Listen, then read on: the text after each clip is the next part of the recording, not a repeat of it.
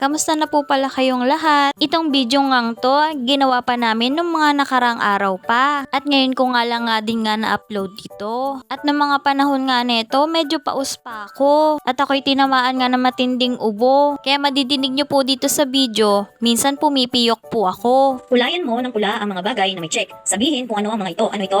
Cellphone, notebook, puso, kurbata, payong, O, kulayan mo daw ng pula yung mga check.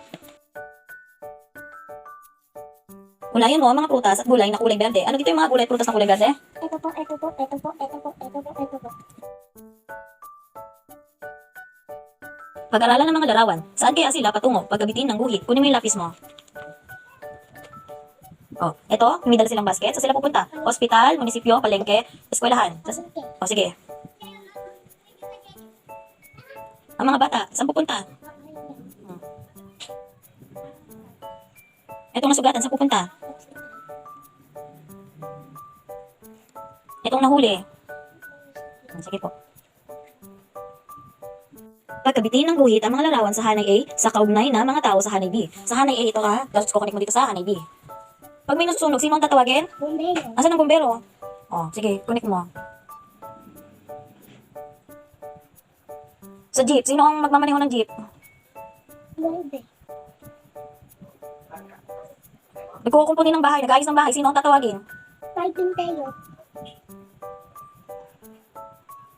Aling mga titik ang may tamang pagkakasunod-sunod? Bilugan ito. Sa number 1, ano po ang sagot sa number 1? ABC po, Oh, sige. Ikahon ang kasunod na titik. Number 1.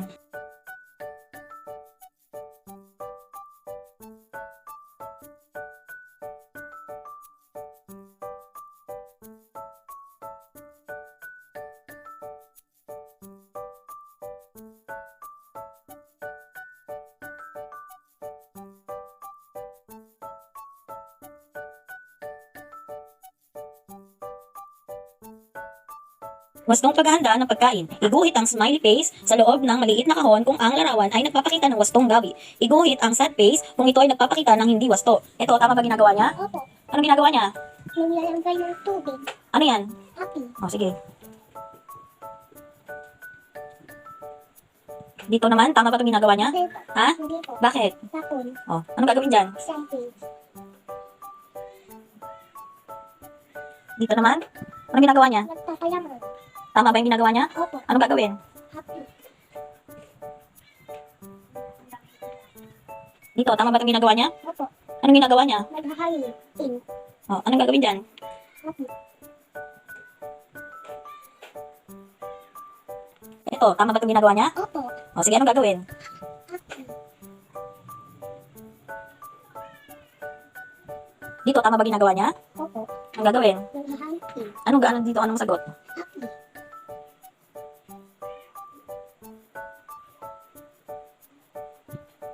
Dito, tama ba ginagawa nila? opo, Anong sagot? happy,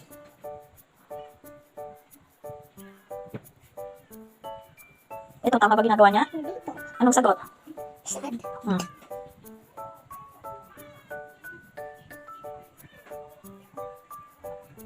Lagyan ng check ang pangkat na mas marami. Parehas yan anak na tanong ha? O sige, sagutan mo na dito.